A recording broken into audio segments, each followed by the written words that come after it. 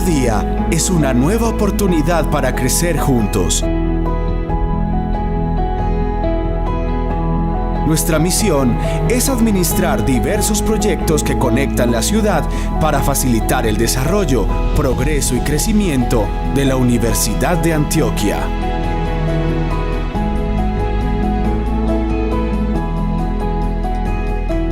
Lideramos con la firme convicción de que nuestras acciones generan oportunidades para el desarrollo integral de la universidad. Asumimos retos porque creemos en las personas, trazamos nuevos caminos que cambian realidades.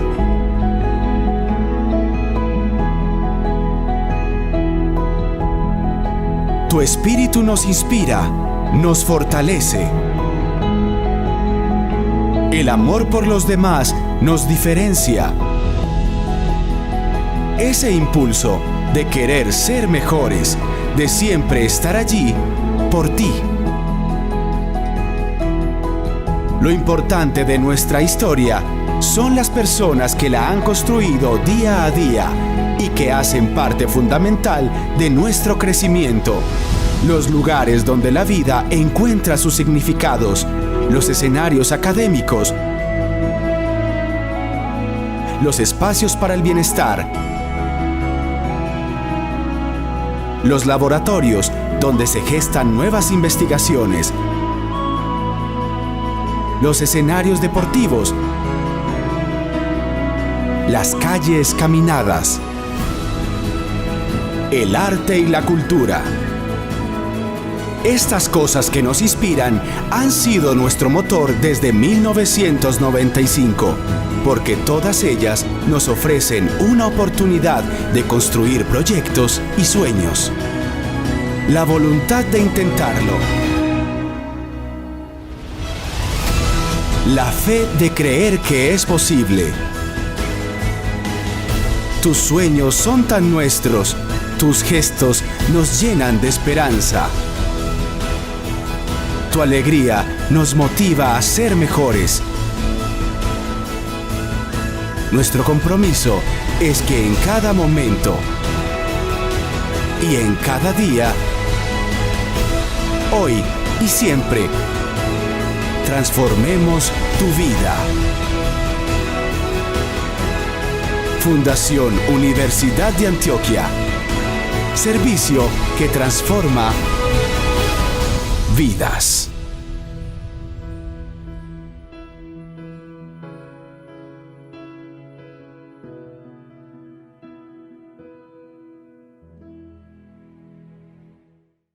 Buenas tardes. Continuamos entonces con la programación del 32º Congreso Nacional de Medicina General y Social y agradecemos el respaldo académico que nos han brindado las siguientes instituciones: la Facultad de Medicina de la Universidad de Antioquia, la Facultad de Medicina de la Universidad CES, la Escuela de Ciencias de la Salud de la Universidad Pontificia Bolivariana, la Facultad de Medicina de la Fundación San Martín, la Facultad de Medicina de la Fundación Cooperativa de Colombia y la Facultad de Ciencias de la Salud de la Corporación Universitaria Remington. La primera conferencia de esta tarde está a cargo de la doctora Claudia Monsalve Arango, quien nos hablará de enfermedades tiroideas. La doctora es médica egresada de la Universidad Pontificia Bolivariana, es especialista en medicina interna y endocrinología de la misma universidad. Actualmente labora en la Clínica Universitaria Bolivariana y en la Clínica Integral de Diabetes. Hola, ¿cómo están? Mi nombre es Claudia Monsalve. Hoy estoy invitada por Asmedas para hablarles de enfermedades tiroideas. Yo soy internista endocrinóloga, trabajo en la Clínica Universitaria Bolivariana y en la Clínica Integral de Diabetes en la ciudad de Medellín. La agenda de hoy es hablar de la interpretación de las pruebas tiroideas, el hipotiroidismo y el hipertiroidismo, una breve revisión sobre el nódulo tiroideo y algunos comentarios sobre tiroiditis. Vamos a hablar básicamente de adultos, no hablaremos de niños o embarazadas y tampoco hablaremos de las emergencias tiroideas. Empecemos hablando de las pruebas de función tiroidea. Realmente el diagnóstico y la monitorización de las enfermedades tiroideas es fundamental. La exactitud y confiabilidad de las pruebas tiroideas es similar a otros laboratorios que utilizamos en la clínica y son fundamentales para confirmar o excluir la enfermedad. Se requiere un alto índice de sospecha, la interpretación del patrón de las hormonas tiroideas debe ser consistente con la clínica y debemos ser muy cuidadosos en los pacientes que tengan un cuadro clínico o laboratorios que sean discordantes. Cuando tenemos un paciente con pruebas de función tiroidea, debemos hacer una historia clínica, un examen físico, determinar las hormonas, siempre valorar que el eje hipotálamo, hipófisis, tiroides tenga algún grado de integridad o si hay una anormalidad, conocerla, estimar las concentraciones de T3 y T4 como hormonas periféricas, evaluar el impacto de las hormonas tiroideas en los tejidos, considerar si hay enfermedades autoinmunes y el metabolismo del yodo. Entonces, cuando tenemos una alteración de la función tiroidea, podemos tener múltiples patrones. Primero, la normalidad es tener una TSH normal con una T4 libre y una T3 normales. Sin embargo, cuando tenemos una TSH elevada con una T4 baja, lo que vamos a tener es un hipotiroidismo y la consideración más común es una tiroiditis autoinmune, pero también se puede ver en los pacientes que tienen una tiroidectomía total, una tiroiditis en fase hipotiroidea o medicamentos. Podemos tener un patrón de hipotiroidismo subclínico cuando hay una TSH elevada con hormonas tiroideas normales. Incluso se puede ver en medicamentos o resistencia a la hormona tiroidea. Podemos tener un patrón de hipertiroidismo cuando la TSH está baja y las hormonas tiroideas están altas. Lo más frecuente es la enfermedad de Graves. Podemos tener un patrón de hipertiroidismo subclínico, ¿sí? Cuando hay una TSH baja pero cuando las hormonas tiroideas están normales. Un patrón de TSH normal con una T4 baja y ese es un patrón de hipotiroidismo central que es mucho menos frecuente. Podemos tener un patrón de una TSH normal elevada con unas hormonas tiroideas elevadas y eso nos hace pensar en que podemos tener un adenoma productor de TSH, una interferencia de las pruebas de laboratorio o algún desorden en el transporte o el metabolismo de las hormonas tiroideas. Entonces, realmente la interpretación de las hormonas tiroideas debe ser cuidadosa y guiada por la clínica. Empecemos hablando de hipotiroidismo. El hipotiroidismo es la producción inadecuada de las hormonas tiroideas o la acción inadecuada de la hormona en los blancos tisulares. Se debe a un defecto en el eje hipotálamo hipófisis tiroides y es el defecto hormonal más común en los servicios ambulatorios. El espectro sintomático es muy amplio y refleja una disfunción en múltiples órganos y sistemas porque el efecto metabólico de la hormona es muy amplio. El tratamiento con hormona tiroidea exógena resuelve rápidamente la sintomatología. Se puede clasificar de acuerdo al tiempo de inicio, congénito cuando el niño nace con una deficiencia de la hormona o adquirido cuando se adquiere en cualquier momento de la vida. Puede clasificar de acuerdo a la severidad como clínico, que es la elevación de la TSH con la disminución de la T4 libre, o subclínico con una elevación de la TSH con la T4 libre normal, de la cual hablaremos más adelante. Se puede clasificar de acuerdo al compromiso del eje primario, si la alteración está en la glándula tiroides, ¿sí? O central, cuando hay un defecto en el hipotálamo o en la hipófisis, y esto se caracteriza por tener una T4 libre baja con unos niveles normales o bajos de TSH. Esto se conoce como una TSH inapropiadamente normal. La frecuencia de hipotiroidismo central es mucho más baja en una proporción de 1 frente a 1000 hipotiroidismos primarios. La prevalencia de la enfermedad es mucho más común en mujeres, ancianos, algunos grupos étnicos y en personas que tienen anticuerpos positivos contra la tiroides. La prevalencia es de 0.6 a 12 por 1000 mujeres frente a 1.3 a 4 por 1000 hombres. En las personas de más de 65 años, el hipotiroidismo subclínico tiene una prevalencia del 13.7% frente a 1.7% del hipotiroidismo clínico. La TSH normal varía en un rango entre 0.4 a 4.2. Los diferentes laboratorios tienen rangos arbitrarios, pero cuando uno va a evaluar a las personas en los diferentes estudios que tienen características que muestran que son eutiroideos, no tienen historia familiar, no tienen bocio, no tienen nódulos o no tienen anticuerpos, la TSH en la gran mayoría de las personas, el 95%, está entre 0.4 a 2.5. Sin embargo, el rango de normalidad, si lo bajamos hasta 2.5, haría que el aumento del hipotiroidismo subclínico aumentara de forma significativa. Entonces, el significado de esa TSH entre 2.5 y 5 es una cosa que se discute frecuentemente. El hipotiroidismo primario tiene como etiología la autoinmunidad, esa es la forma más frecuente. También puede ser de origen autoinmune en las tiroiditis silentes, subagudas o posparto. De forma iatrogénica, podemos tener pacientes con tiroiditis después de tiroidectomía, terapia con yodo, medicamentos antitiroideo, y hay otras causas que son misceláneas como medicamentos como la amiodarona, el litio, el yodo, el exceso, la deficiencia de yodo, la radiación en diferentes enfermedades sistémicas, agenesia tiroidea, defectos en la síntesis hormonal, resistencia a las hormonas tiroideas. En cambio, el hipotiroidismo central se debe a defectos o enfermedades que se relacionen al hipotálamo y la hipófisis. Entonces ahí tenemos tumores, infartos, traumas, cirugías, desórdenes infiltrativos e incluso medicamentos. Entre los medicamentos podemos encontrar los que disminuyen la secreción de la TSH como los esteroides, los que afectan la síntesis y secreción de las hormonas tiroideas como las tionamidas, el litio del yodo, los que alteran el transporte como la rifampicina, la feminicodina, los inhibidores de tirosinquinasa, los esteroides del propiltiuracilo, los que afectan la unión a la globulina transportadora de hormonas tiroideas como los estrógenos, o los que afectan la absorción de la hormona tiroidea, y ahí tenemos al calcio, al hierro, al hidróxido de aluminio, a la colestiramina.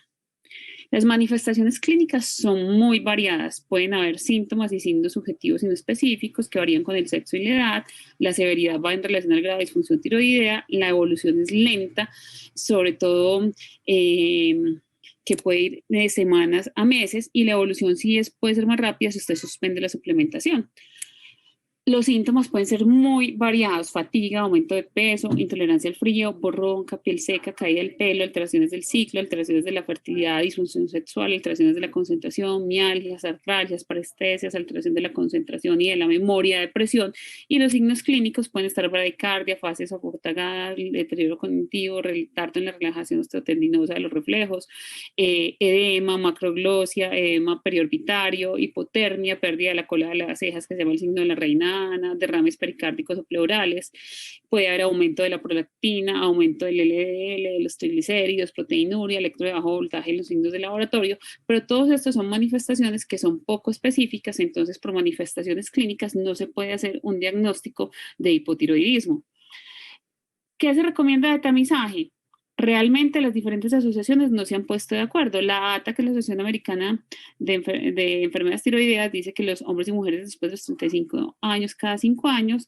La Asociación Americana de Endocrinólogos Clínicos dice que los adultos mayores, especialmente las mujeres, pero el instituto dedicado a la evaluación de los tamizajes dice que no hay evidencia. Pero sí se recomienda en términos generales que las pacientes con enfermedades autoinmunes como diabetes tipo 1, anemia perniciosa, los que tengan familiares en primer grado con enfermedad autoinmune de la tiroides, los que hayan estado sometidos a radiación de cuello, los que hayan usado terapia con yodo 131, radioterapia externa de cabeza y cuello, o que hayan tenido cirugía de tiroides, se puedan someter al screening, al igual que si han tenido disfunción tiroidea, exámenes anormales de la tiroides, trastornos psiquiátricos o medicamentos como amiodarona o litio, puedan ser llevados a tamización para hipotiroidismo.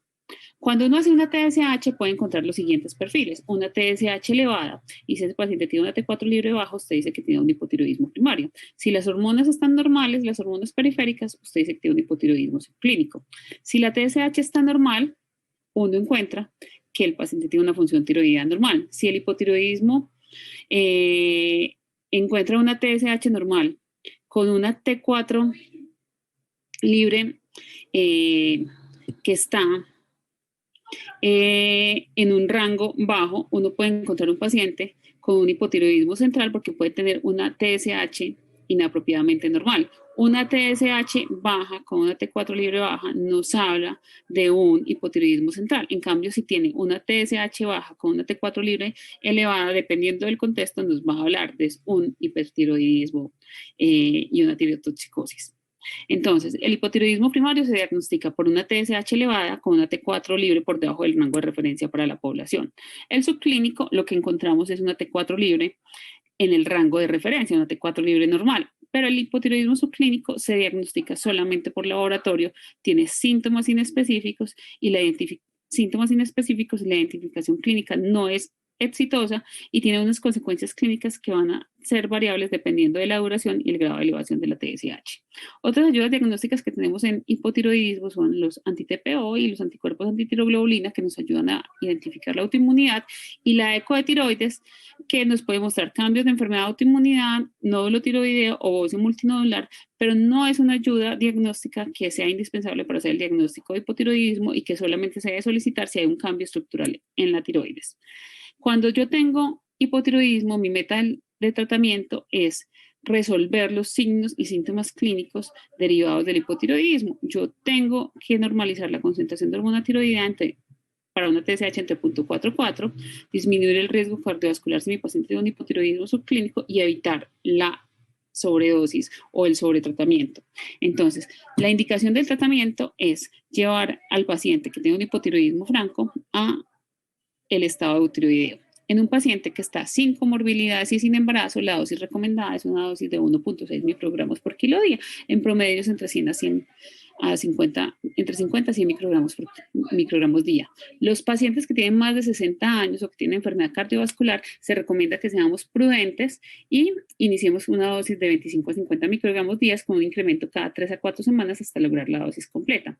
Los pacientes con hipotiroidismo subclínico, en estos pacientes, si la TSH es menor a 10, se puede comenzar con 50 microgramos días con aumentos de 25 a 50 microgramos cada 6 semanas hasta lograr una TSH en rango terapéutico. Si la TSH está por encima de 10, el aumento o el inicio es de 1.6 microgramos por kilo día, pero teniendo en cuenta que esos pacientes tienen enfermedad cardiovascular, hay que ser prudentes e iniciar con 25 a 50 microgramos por kilo día.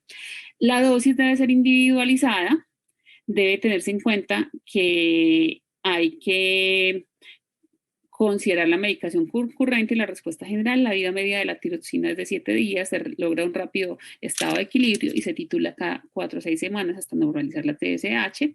El seguimiento del ajuste se hace en base a la TSH, no a los síntomas clínicos, y se deben evitar las posibles interacciones medicamentosas, por lo cual hay que tener en cuenta que la absorción se hace en ayuno ilion y el paciente debe administrarse el medicamento con el estómago vacío, se hace 1 hora antes del desayuno o 3 horas después de la cena. El horario de otros medicamentos debe tenerse en cuenta, por lo que se debe separar por lo menos 4 horas después de la administración de calcio. Administrarse el calcio del hierro por lo menos 4 horas después de tomar la levotiroxina para que no interfieran con su absorción. En el hipotiroidismo subclínico se debe tener en cuenta la edad del paciente y el nivel de elevación de la TSH. Pacientes que estén entre 4.5 y 6.9, que se considera indicación de tratamiento. Los pacientes que tengan múltiples síntomas, que tengan anticuerpos anti-TPO positivos, que tengan aumentos progresivos de la TSH, que deseen embarazarse o que tengan bocio, sobre todo si están por debajo de los 65 años. TSH entre 7 y 9.9, aparte de las indicaciones que acabo de mencionar, se benefician de tratamiento con la intención de disminuir el riesgo estrofetal, enfermedad coronaria y la mortalidad cardiovascular. Si tiene una TSH de 10, el objetivo es reducir la progresión de hipotiroidismo franco, la falla cardíaca, los eventos cardiovasculares y la mortalidad cardiovascular. Los pacientes por encima de 65 años que tengan TSH entre 4.5 y 6.9, no se indica el tratamiento, sobre todo porque el estudio TRUS, que se publicó hace más o menos 3 años, evidenció que no hay ningún beneficio en términos de score de calidad de vida para mejorar los resultados en estos pacientes. ¿En quién no se trata con levotiroxina? Los pacientes que tengan depresión o obesidad urticaria para mejorar estos resultados. Se tratan si tienen hipotiroidismo.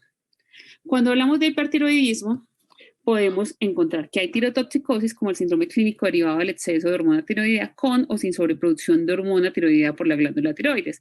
El hipertiroidismo es diferente, es el exceso de función tiroidea por producción y liberación aumentada de la hormona tiroidea por la glándula. La etiología es diferente. Puede haber tirotoxicosis asociada con captación normal aumentada de radionúcleos sobre el cuello, es decir, en la gammagrafía de tiroides, que nos muestra un aumento de la captación, y eso está en la enfermedad de Graves, en el adenoma tóxico, el bocio tóxico multinodular, la enfermedad trofoblástica, los adenomas productores de TSH y la resistencia a la hormona tiroidea.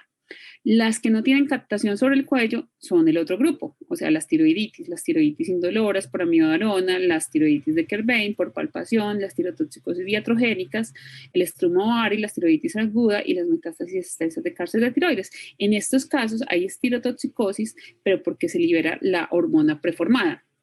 Por etiología, la gran mayoría de los casos son enfermedad de Graves, un 60%, las tiroiditis subagudas un 20%, el bócido tóxico multinodular un 15% y los adenomas tóxicos un 5%.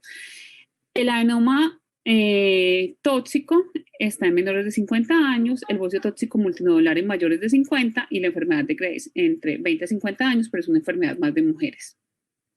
El 1 a 2% de las tirotoxicosis se pueden presentar con tormenta tiroidea. Los síntomas pueden ser hiperactividad, irritabilidad, disforia, intolerancia al calor, diaforesis, palpaciones, fatiga y debilidad, pérdida de peso con aumento del apetito, diarrea, poliuria, oligomenorrea y pérdida de la libido. También puede haber esteatorrea. Los signos pueden ser taquicardia, fibrilación auricular, que es más frecuente en el anciano, temblores, bocio, piel caliente y húmeda, debilidad, retracción palpebral, respuesta lenta, ginecomastia, osteoporosis, y riesgo de fracturas. Este es el cuadro típico de la paciente con enfermedad de Graves, que vamos a tener esoptalmo, retracción palpebral, pueden incluso hacer compresión del nervio óptico porque hay una proliferación de los fibroblastos en los tejidos extraorbitarios, extraoculares, y entonces las pacientes van a hacer una manifestación, puede haber acropaquia tiroidea o dermopatía tiroidea, que es lo que vamos en la región pretibial. Los pacientes por etiología pueden tener en la región del adenoma, en los adenomas tóxicos, una mutación somática que favorece el aumento y crecimiento de la función de las células folliculares. En la enfermedad de Graves lo que hay anticuerpos contra el receptor de la TSH y los pacientes con el bócido tóxico multinodular lo que muestran son mutaciones y proliferación del tejido con clones con tejido funcional autónomo. Entonces, estas son condiciones que son totalmente diferentes. ¿Cómo diferencio las causas? Tengo en cuenta la historia clínica, el examen físico, la gamografía de tiroides, la ecografía y la medición de los anticuerpos contra el receptor de la TSH. Entonces, las claves pueden ser características clínicas. La enfermedad de Graves tiene un bocio difuso, firme, no nodular, con frémito, esoptalmos, aumento de la vascularización. El bocio tóxico multinodular muestra un aumento del tamaño de la glándula, que es nodular. El adenoma tóxico puede ser un solo nódulo. Y las tiroiditis subagudas o subproductivas muestran es un bocio doloroso unilateral a la palpación. El diagnóstico que tenemos, el hipotiroidismo central muestra una TSH normal o elevada con una T4 libre y una T3 alta. El hipertiroidismo primario muestra una TSH suprimida con una T3 y T4 elevadas y el hipertiroidismo subclínico una TSH suprimida con T4 libre y T3 normales. La gamografía nos sirve para diferenciarlo. Si ustedes ven, en el cuadro de arriba mostramos un nódulo frío. Eso nos muestra es una lesión diferente. En cambio, la enfermedad de Graves lo que nos muestra es un bocio difuso hipercaptante. El bocio multinodular nos muestra diferentes nódulos captando. En cambio, el nódulo del adenoma tóxico es una captación en un solo sitio con supresión del resto de la glándula. Y en la tiroiditis no hay captación en ninguna parte porque toda esta captación está suprimida. ¿En dónde no necesitaríamos hacer gamografía? En los pacientes que tienen una tirotoxicosis evidente con bocio y esoptalmos, porque la enfermedad de Graves con estas características ya hace el diagnóstico y no es necesario hacer otro estudio. Los anticuerpos contra el receptor de la TSH, los TRAPS, son necesarios para diferenciar la etiología de la tirotoxicosis cuando estudiamos orbitopatía, para evaluar la remisión de la enfermedad. Cuando caen los títulos tenemos una baja probabilidad de recurrencia y la predicción de la tirotoxicosis fetal y la tiroiditis postparto. Cuando vamos a definir opciones de tratamiento, consideramos la etiología, si hay bocio, hay síntomas compresivos, si sospechamos malignidad, si hay orbitopatía, si nuestra paciente se desea embarazar, si hay comorbilidades y si hay deseo del paciente. Incluso cuando lo que hay es una tiroiditis, hacemos manejo sintomático, no hay indicación de esteroides, damos beta bloqueadores y antiinflamatorios. Entonces, el tratamiento del hipertiroidismo básicamente se sustenta en los antitiroideos, el yodo radioactivo y la cirugía. El manejo sintomático básicamente son los beta bloqueadores que van a mejorar los síntomas, van a disminuir las palpitaciones y van a disminuir las manifestaciones clínicas del paciente. Entonces podemos utilizar básicamente el propanolol o algún otro tipo de beta bloqueador como el metoprolol o el nebivolol. Los antitiroideos tenemos nosotros disponibles metimazol, propiltiuracilo, pero en otros países tienen con el carbimazol. Estos medicamentos lo que inhiben es la síntesis de hormonas tiroideas, pero tenemos un efecto adicional del propiltiuracilo que es inhibir la desyoinación periférica de la T4 a T3. Se diferencian en el perfil de efectos adversos. Iniciamos estos medicamentos con un propósito de darlos por 12 a 18 meses, pero tienen una tasa de recurrencia que puede ir hasta más del 50%. Se titulan cada 4 a 6 semanas y encontramos que la tasa de eventos adversos de estos medicamentos puede estar entre la hepatopatía, la granulocitosis, y se prefiere que, sobre todo en las pacientes embarazadas, durante el primer trimestre hasta la semana 16 se dé propiltiuracilo y después se cambie a metimazol. El medicamento más utilizado es metimazol en una dosis que puede ir hasta 5 a 60 miligramos al día, o propiltiuracilo, que es como la segunda línea de tratamiento, se puede dar de entre 50 hasta 600 miligramos al día. Estos medicamentos pueden tener efectos adversos, como ya les dije, de la toxicidad hepática, entonces tienen que estar monitorizados y darse a los pacientes recomendaciones para estar atentos a los efectos adversos. El yodo es de elección en bocio tóxico multinodular y las recaídas de la enfermedad de Graves. Si hay orbitopatía distiroidea, pueden aumentar la liberación de antígenos y empeorar la orbitopatía, por lo cual se deben usar con esteroides en las enfermedades moderadas severas. Se contraindica en embarazo y lactancia. En algunos pacientes puede dar tiroiditis post-yodo, pero el efecto adverso más frecuente es el hipotiroidismo posablativo, que puede estar alrededor del 85 al 90%.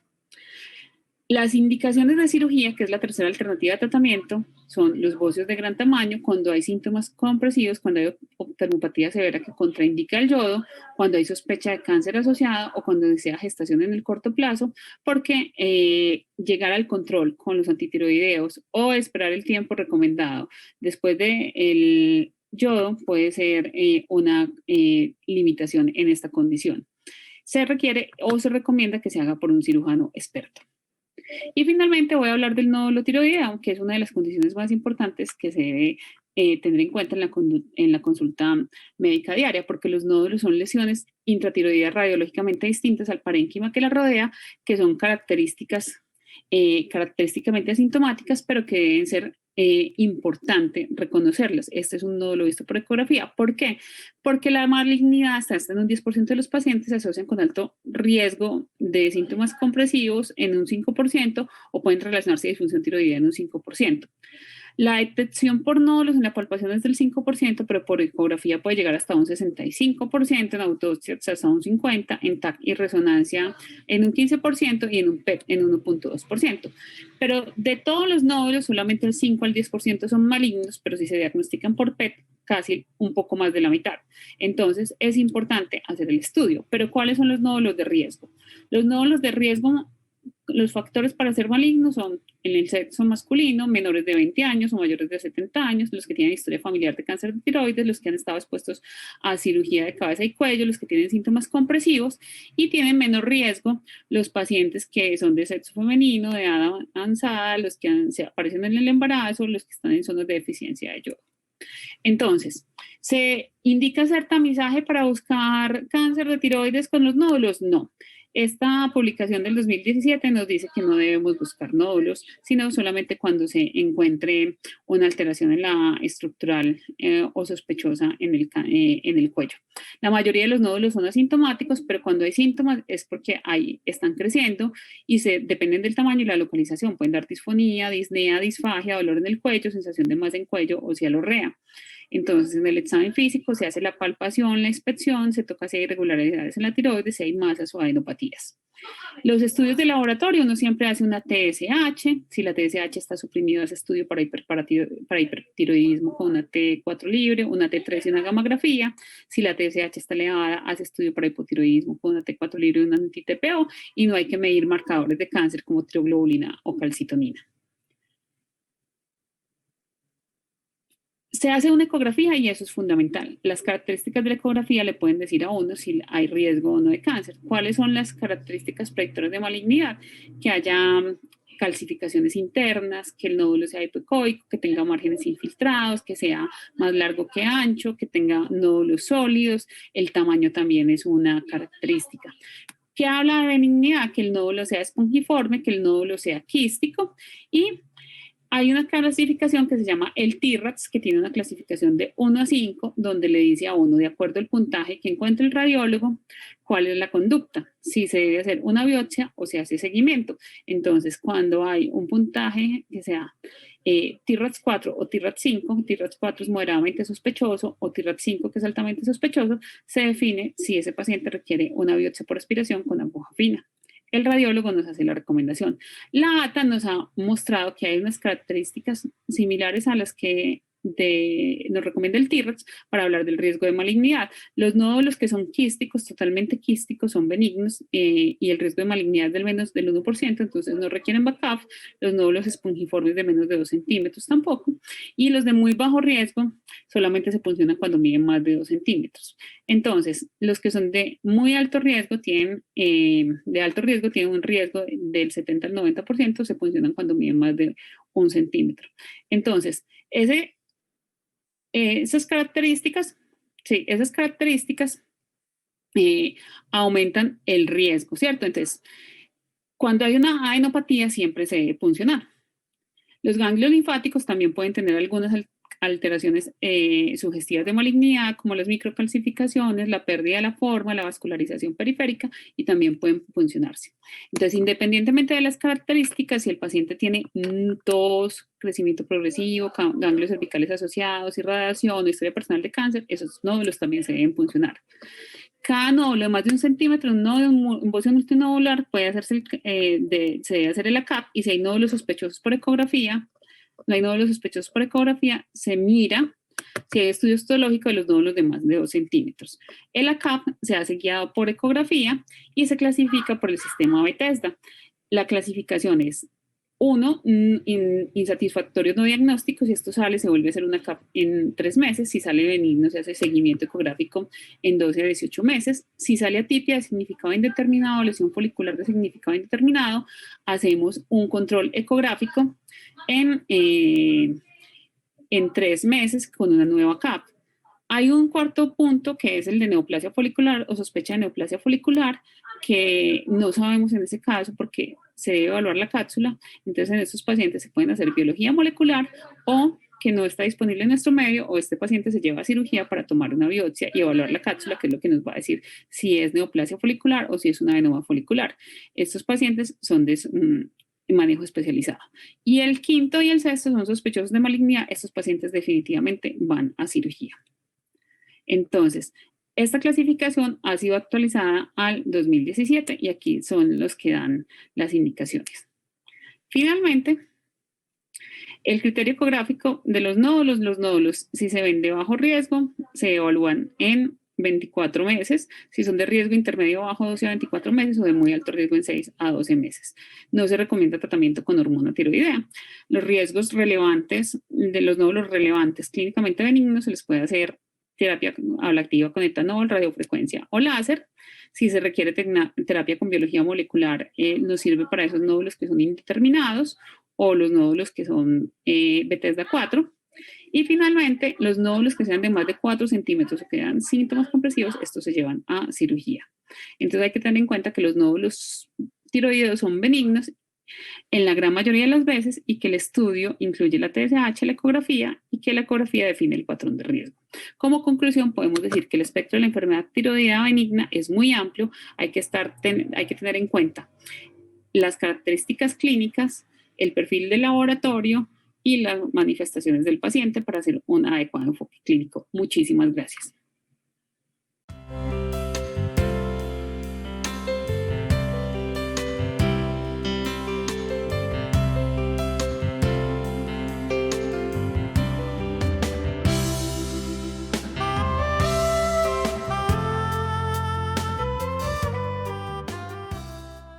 Si tu carro se vara, ¿a quién llamarías? ¿Al veterinario o al mecánico?